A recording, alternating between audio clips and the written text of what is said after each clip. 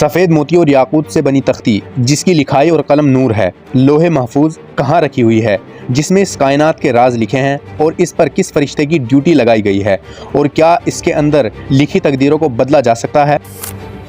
لوح محفوظ ایک ایسی کتاب یا تختی ہے جس میں ساری کائنات کی ابتدا سے لے کر انتہا تک کی ساری ظاہری باتیں لکھی ہوئی ہیں۔ یہاں تک کہ اس تختی میں ہر انسان اور جانور کی تقدیریں لکھی ہوئی ہیں کہ وہ کب پیدا ہوگا، کیسے جیے گا، کتنا رزق اس کو دیا جائے گا، اس کی زندگی میں کون کون سے حادثات ہوں گے، موت کب ہوگی، وہ جنتی ہوگا یا جہنمی ہوگا۔ کہنے کا مقصد یہ ہے کہ اس کتاب میں کائنات کے ہر چھوٹے بڑے راز کو لکھا گیا ہے۔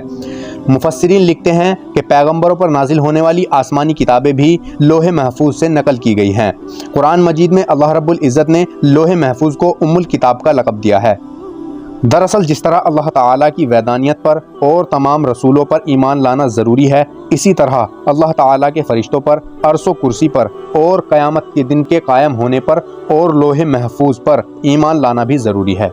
دراصل لوح عربی زبان میں تختی کو کہتے ہیں اور محفوظ کے معنی وہ چیز جس کی حفاظت کی جائے، یعنی یہ ایک محفوظ تختی ہے کیونکہ شیاطین کی پہنچ سے باہر ہے اور ہر طریقے کے کمی بیشی سے پاک ہے۔ روایت میں آتا ہے کہ اللہ تعالیٰ نے زمین و آسمان کی تخلیق کرنے سے 50,000 سال پہلے لوح محفوظ کو تخلیق کیا۔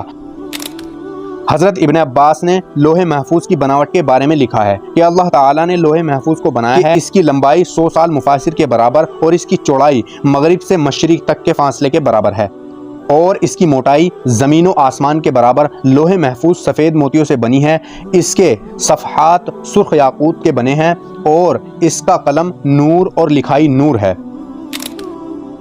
لوح محفوظ کے متعلق اللہ تعالیٰ نے قرآن مجید میں فرمایا ہے، سورہ البروج میں اللہ رب العزت ارشاد فرماتا ہے، بلکہ وہ ایک بڑی شان والا قرآن ہے جو تختی یعنی لوح محفوظ پر لکھا ہے جس کی حفاظت کی گئی ہے، یعنی قرآن پاک بھی لوح محفوظ کی تختی پر لکھا ہوا ہے۔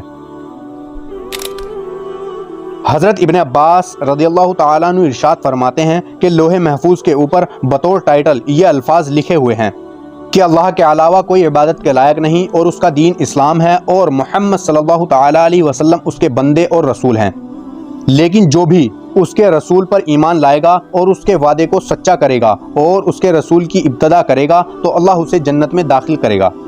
آخر میں حضرت ابن عباس رضی اللہ تعالیٰ عنہ ارشاد فرماتے ہیں کہ میں جو تمہیں بتا رہا ہوں لوح محفوظ کے متعلق، یہ سب میں نے آپ صلی اللہ تعالیٰ علیہ وسلم کو بتاتے سنا ہے۔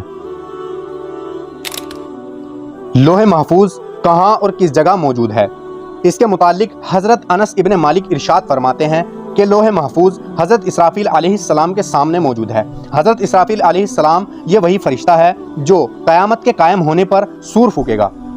روایت میں آتا ہے کہ لوح محفوظ حضرت اسرافیل علیہ السلام کے ماتھے کو جا لگتی ہے۔ حضرت اسرافیل علیہ السلام زمین کو نظریں جھکائے کھڑے ہیں۔ جب لوح محفوظ حضرت اسرافیل علیہ السلام کے ماتھے کو آ لگتی ہے تو حضرت اسرافیل علیہ السلام اس پر نظریں مارتے ہیں، گویا یہ لوح محفوظ ہر انسان، جن، شیطان کی پہنچ سے اتنی دور ہے جس کا اندازہ بھی ہم نہیں لگا سکتے۔ لوح محفوظ مابعد طبیعت میں سے ہے اور اسے حواس و خمسہ کی طرح اطراق نہیں کیا جا سکتا، یعنی لوح محفوظ کے برق، لکھائی، الفاظ، قلم کیسے ہیں یہ انسان کی عقل سے اوپر ہے۔ اب سوال اٹھتا ہے کہ لوح محفوظ میں موجود تقدیریں اور امور کا کائنات میں کس طرح نزول ہوتا ہے؟ دراصل لوح محفوظ سے پورا پروگرام لوح دوئم پر آتا ہے، یعنی لوح محفوظ کے جیسی ایک اور تختی موجود ہے۔ لوح دوئم سے یہ پروگرام افرادی طور پر تمام جانداروں تک پہنچایا جاتا ہے، لیکن اب اس پروگرام میں انسانی ارادے بھی شامل ہوتے ہیں۔ مثلا اگر لوح محفوظ میں یہ پروگرام نشر ہوا ہے کہ کسی آدمی کو ایک کام کرنا ہے، لہٰذا یہ کام انسانی ذہن پر بالکل اسی طرح بارغ ہوتا ہے۔ اب انسان اس میں اپنی ذاتی ارادے کو شامل کرتا ہے اور اس کام کو سر انجام دیتا ہے، یعنی ہر امور اور کام میں انسان کو نیت اور ارادے کرنے کا مکمل اختیار ہوتا ہے۔ اس سے بات ثابت ہو جاتی ہے کہ ہم جو گناہ یا برے عمل کرتے ہیں وہ اس لیے کرتے ہیں کیونکہ وہ لوح محفوظ میں لکھے ہوئے ہیں۔ یہ بات بالکل غلط ہے۔ اس کے برعکس نیکی اور برائی کرنا ہمارا اپنا فیصلہ ہوتا ہے جس پر اللہ تعالی ہمیں سزائے جزا دے گا۔ مختصر یہ ہے کہ ہمارا فیصلہ لوح محفوظ میں نہیں لکھا بلکہ اللہ کے علم میں تھا کہ فلاں بندہ یہ نیکی یا گناہ کرے گا، اس لیے اسے لوح محفوظ میں لکھ دیا گیا ہے۔ اگر لوح محفوظ کو سائنس کے نظریے سے سمجھا جائے تو لوح محفوظ 2 ڈائمینشنل شیٹ کے جیسی ہوتی ہے جو ہماری پوری کائنات کو گھیرے ہوئے ہوگی، جو کسی ہولوگرام یونیورس کے جیسے لگتا ہے۔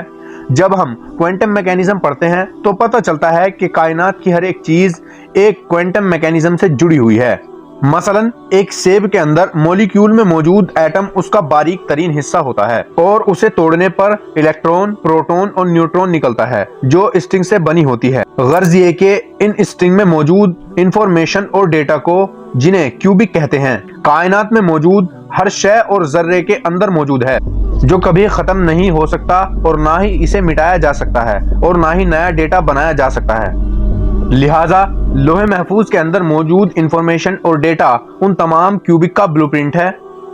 آسان الفاظ میں ہماری یہ کائنات ایک ہولوگرام ہے جس میں ایک ڈیٹا کا سمندر باہر سے کائنات کو گھیرے ہوئے ہے، اور یہ ساری کی ساری کوانٹم انفارمیشن ہماری کائنات کو ریفلیکٹ ہو جاتی ہیں۔ اس ڈیٹا کی وجہ سے ہی ہماری اس کائنات کی تخلیق ہوئی ہے اور تمام نظام چلتا ہے۔ دراصل لوح محفوظ جیسی غیب کی چیزوں کو سائنس اور فزکس کے ذریعے نہیں سمجھا جا سکتا، کیونکہ غیب کی چیزوں کا تعلق ایمان سے ہوتا ہے جسے اللہ تعالیٰ نے اور اس کے رسولوں نے ہمیں کہہ دیا اور ہم نے اس پر یقین کر لیا۔